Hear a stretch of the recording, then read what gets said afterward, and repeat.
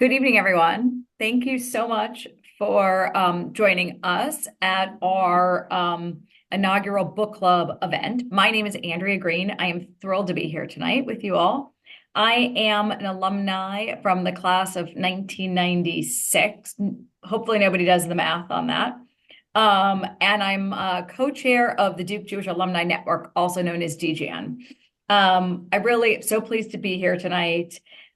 This is a collaboration that's been a long time in the making between the Duke Jewish Alumni Network, the book club series, and it's hosted by DJAN, the Jewish Life at Duke, the Jewish Book Council, and Duke Lifelong Learning. So anytime we can get four incredible organizations affiliated with Duke together, it's really exciting. So thrilled to have you all here. Before I pass it off, I want to do a little bit of a plug for DJAN or tell you a little bit about it. DJAN is the Duke Jewish Alumni Affinity Group, which we launched about 2 years ago in September 2022. Our mission is to ensure that the Jewish community at Duke remains strong past graduation. We are an affiliate of Jewish Life at Duke, who engages and connects with Jewish students at Duke. And our goal is, once they become alumni, to find opportunities for Jewish alumni to interact with peers, foster their Jewish identity, and really just build a strong social professional network. We welcome all Duke alumni, students, faculty, staff, friends of Duke, anyone who wants to be part of DGN, we welcome you. If you're a Jewish alumni, you're automatically a member of DJAN. You can visit the Duke Jewish Alumni Network site, and we're part of the Duke Alumni Network. If you just go to alumni.duke.edu, you can find the DGM page to learn more about our affinity group. We are always looking for eager, excited volunteers who are interested in joining. We have some committees. We're particularly looking for folks around programming and marketing. So if you're interested, we'd love for you to reach out. Lastly, I want to note that the first part of tonight's conversation, where we're joined by author Jordan Salama, will be recorded and shared with those who couldn't make it tonight. But the second part, when we move into the group discussion, will not be recorded. Next, I'll pass it off to Isadora from the Jewish Book Council, our partnering organization for the DJAN Book Club. Isadora, to you. Hi, everyone. It's so great to see people here to read and celebrate Jewish books. My name's Isadora Kianowski. I work for Jewish Book Council based in New York, and we are so excited to be a partner of this really amazing pilot program. So just a little bit about us. Jewish Book Council is a not-for-profit with the mission of educating, enriching, and strengthening the community through Jewish literature. We are dedicated to supporting Jewish interest books and authors through a variety of programs and resources, such as book awards, our network authors program, book club resources, and both digital and print content, including essays, original fiction, poetry, book reviews, and interviews with authors.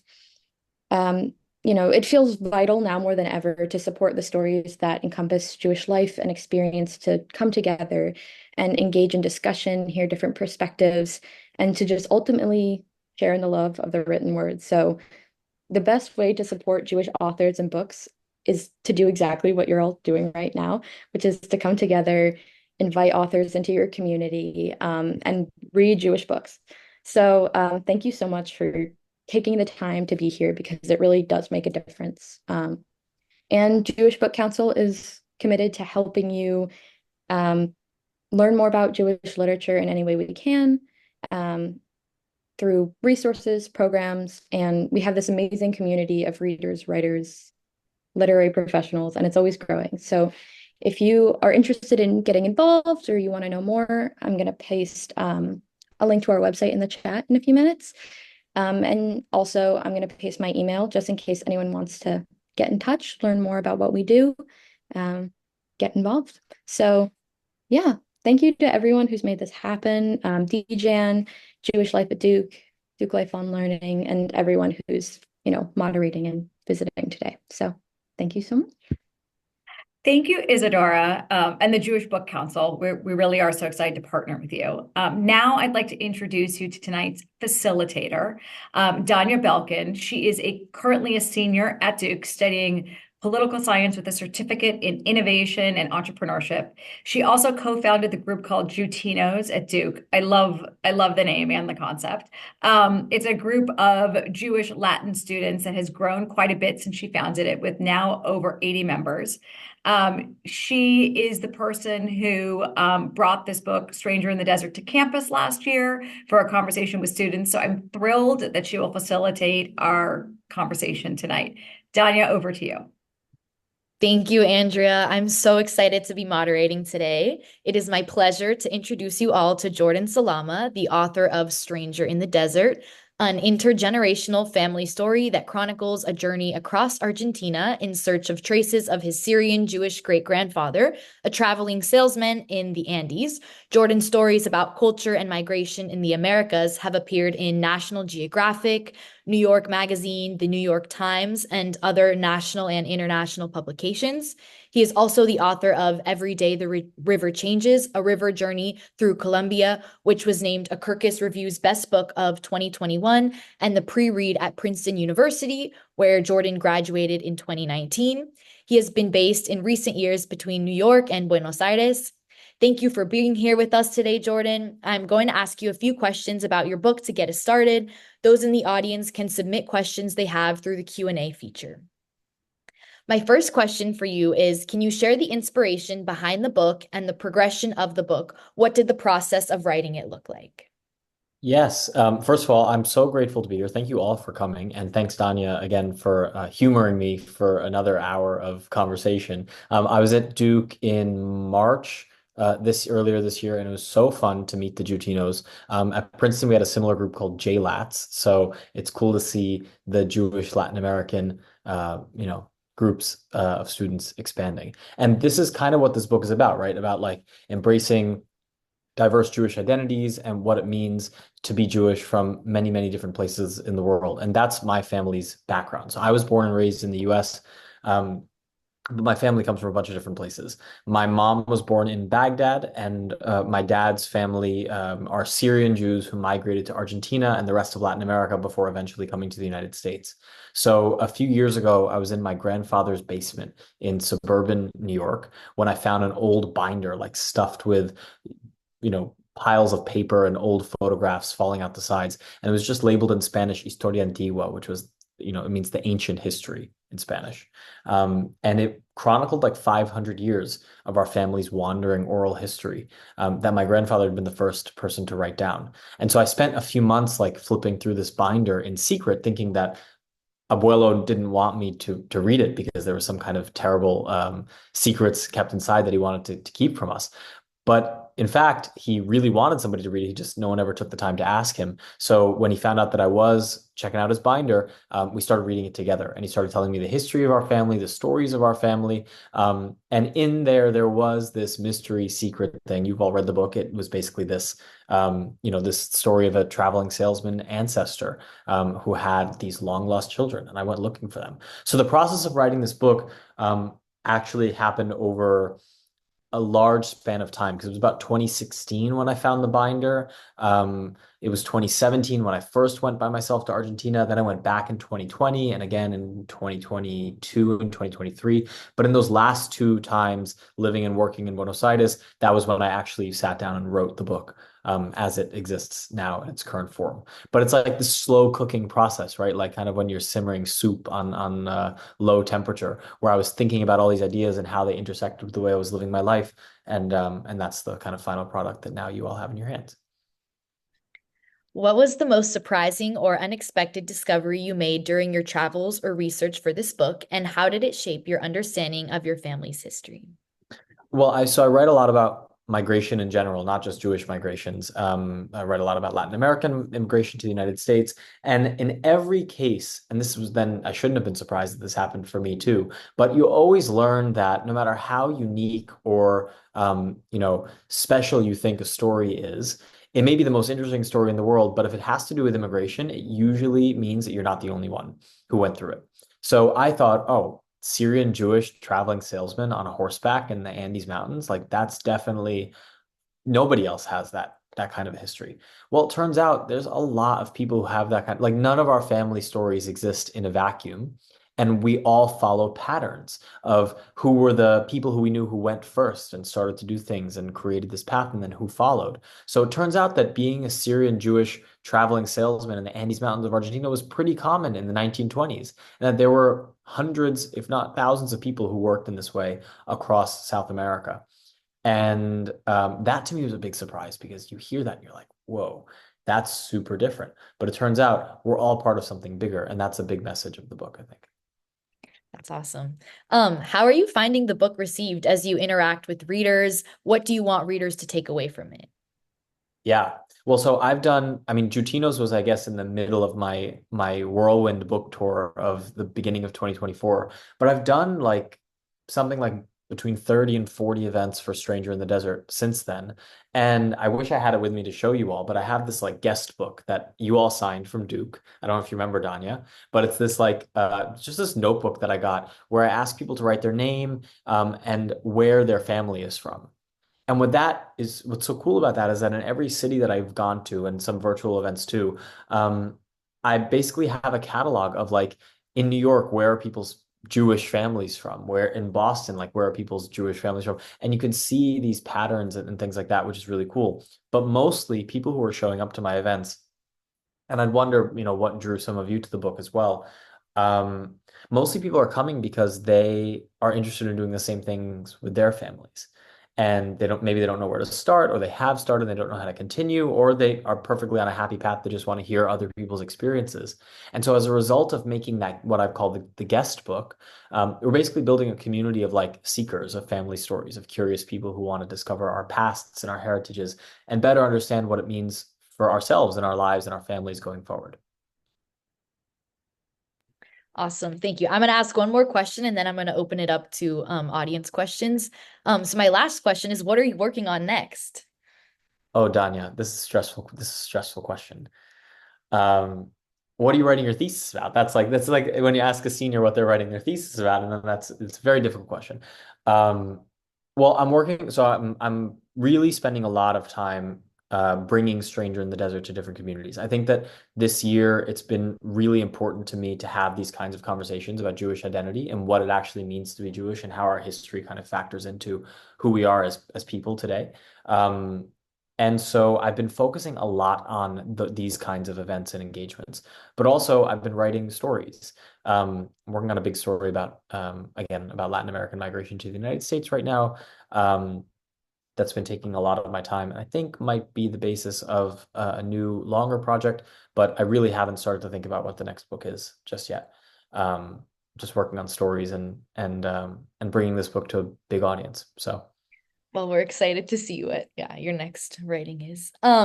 So one of the audience members asked, how did you decide to be a writer in the first place? Yeah. Well, I guess that I always knew that I wanted to be a writer since I was very young. Like since I was in like elementary school, I think I knew I wanted to be a writer, but I didn't always know what kind of writer I wanted to be. I kind of went through phases. Like when I was in elementary school, I liked to write like mysteries, things like that. When I was in high school, I thought I wanted to work in like movies and TV. And by the time I got to college, I realized that was not for me. I wasn't very good at that. But I got really into this kind of like creative nonfiction and narrative journalism, and that's what I'm doing now. Um, and I'm open to other kinds of writing. Really, like at the core, I just love recording the stories of the world. And I think that it has to do, I mean, now that I've been thinking about it so much and talking about it so much, I really do think that it has to do with my family's background because I grew up hearing in New York stories from these family members who had really like wandered the world, like Jews from Iraq, Jews from Syria and Argentina and Mexico and Bolivia and beyond. So it meant that like people spoke a lot of languages around us in my house and in my grandparents' house. And I was always that kid with like a video camera that would sit down with my relatives and record them telling their stories. But it really got me interested in like the parts of the world where people are from. And it also, I realized like kind of very sincerely that I did have a pretty unique mix of a background that most of my friends, at least my Jewish friends and all of my friends, didn't really share. And I noticed that it was kind of disappearing, like the Jewish dialect of Arabic that my grandparents spoke. I saw that that was disappearing and I didn't want to forget it. Like this fear of forgetting like all the little beautiful details that make up the world has really driven my desire to tell nonfiction stories. And that's kind of where I am now. Like I carry little notebooks with me all the time and I write down things that I find beautiful, like walking down the street.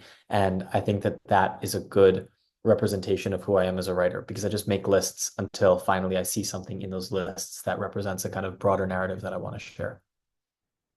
Awesome. Thank you. Another audience member asked that in many ways you didn't find what you were looking for, the lost Salamas, but you discovered many other things about your family's past. What is the most profound thing that you feel like you learned? Well, spoiler. But no, we've all read the book, so that's fine. So yeah, I mean, I did not find the lost llamas. Like about, I don't know, three-quarters of the way through the book, that revelation comes clear when I'm in the mountains and I follow a trail that started with me putting myself on the radio and reading out my email address to anybody who would listen. And that led to somebody who heard my story on the radio and then brought me to a woman who was pretty convinced that she was one of the descendants of my great-grandfather. But then it turned out the dates didn't match up at the very end and it was a lost cause. Um, I think that at that moment there was kind of a shift, and in the book I talk about it too. I think that the most profound thing there is that it didn't really matter if I found the lost Salamas. That just like I mean I ask this question a lot in these sorts of conversations: is does it matter if the family stories and the family legends we hear are true? In these intergenerational stories, right, that are passed from one generation to the next, a lot of things get mixed up like a game of telephone. And like, does that matter? Or is what's more important that we're telling these stories in a way that is so detailed and rich and complex that it would actually be enough to send me on this like wild goose chase through the Andes Mountains, where, yeah, I mean, I didn't find these actual descendants, but I did meet all these other families who had really similar stories to mine and realized what I was saying before, which is that we're all part of something bigger. And we're not just ourselves, like living in our own worlds with our own stories that nobody seems to share. In reality, we're part of communities, and the stories that make up these communities are what make us so special and so beautiful. Thank you. Another audience member wrote that they felt like there could even be a follow-up to Historia Antigua with your abuela's story and that of the women in her community. Is that a project that we can look forward to in the future? Yes. So again, another kind of twist in the book is that after many, many weeks of me reading the Historia Antigua with Abuelo, Abuela comes out with her own secret binder filled with stories. And I think that it's funny because if abuelos were like these nonfiction, long-winded, broad stroke historical writings that maybe were tinged with a bit of exaggeration or embellishment, Abuela's writings, which she kept in a binder of recipes tucked away in the kitchen cabinet, were fictions that were very clearly inspired by her own youth growing up in Argentina in the Syrian Jewish community as a woman. And the Syrian Jewish story in Argentina tends to include those of women. And therefore, in my family story, the stories of the matriarchs in our family are really far less known than those of the men. And so, what I've done since discovering the Abuela's fictions was one, we typed them all up and we put them together in its own volume that we've printed and bound and kind of published in a way.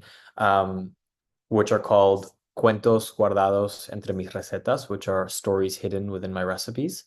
And so that's been one way, and we've been distributing it among the family and all that. And also to historians in Argentina who study the Syrian Jewish community who are looking for more testimonies from women, which I think has been a really cool kind of birth from this project is something that I didn't expect to happen. So that's been really special. And I look forward to more ways to being able to share more of Abuela's writings in full, some of which are excerpted in my book, but I'd love to get the book that she actually put together out in the world in a bigger way. Thank you. And our final question from the audience is, can you discuss a bit more about the Syrian community in Buenos Aires and how Jews, Arabs, and Christians seem to get along in Argentina? Yeah. Also, hi, Marut, wherever you are. I can't see everybody, but Marut is from my hometown, Pelham. Now I see you. Hi. And she came to one of our in-person events, one of the very first ones. So she signed the guest book, which is pretty cool. Okay, so the Syrian community in Buenos Aires. So the migration that led to Syrian Jews coming to Argentina was during the fall of the Ottoman Empire in the late 19th, like basically around the turn of the 20th century, through the 1920s. And it really ramped up around 1909, 1910, when reforms in the Ottoman Empire meant that Jews and Christians were forced to have these mandatory terms of conscription to the Ottoman army, which was an Islamic empire. And so suddenly all these Jews and Christians fled en masse to the Americas. Many of them came to the United States, but many others also came to countries like Mexico, Venezuela, Colombia, Argentina, Chile.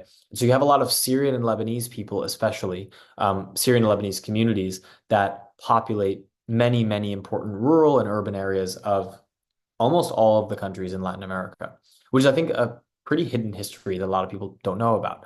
Among them, there are Jews. There are also Maronite Christians and Catholics and Muslims. Muslims are smaller community, but it's mostly Christians, and then obviously a small community of Jews as well.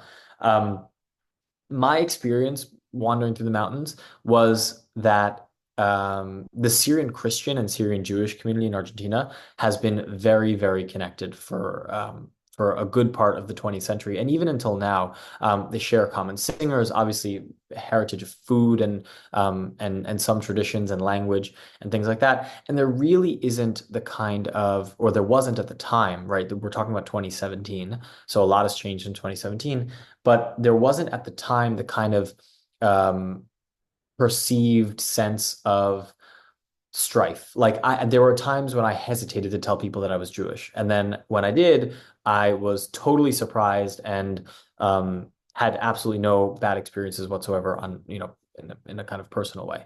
However, there are also these broader trends in Argentina specifically that have caused tension over the past years. In Argentina, there was a president called Carlos Menem, who was a Muslim who converted to Catholicism. His family's from Syria. He converted to Catholicism so that he could become the president of Argentina. And he's been linked to all sorts of controversies with the Jewish community. So it's not like those conflicts don't exist, but in a kind of interpersonal, communal way, in Argentina, there's been a history of the Syrian Christian and the Syrian Jewish communities really living and working in the same ways and following similar business networks and things like that for a pretty long time, which is really cool to see. Well, thank you so much, Jordan, for sharing everything with us today. And it was so great to be able to bring you back to Duke. We really appreciate you, taking time to talk to us about your book.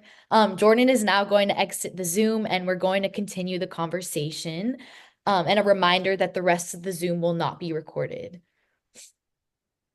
Okay. Bye, everybody. Thanks. I really appreciate it. Enjoy the conversation, and I look forward to hearing the report afterwards. Thank you, Jordan. Take care. Bye. Thanks.